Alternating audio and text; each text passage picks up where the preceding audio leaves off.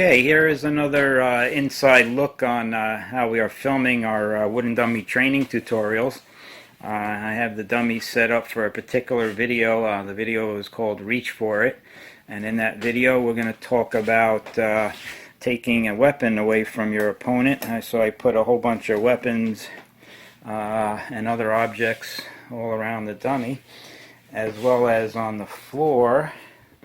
Maybe an object I can reach for and use, or somewhere else, maybe like a broom. Okay, it's going to be an interesting video. Hopefully I get it filmed in a couple of hours.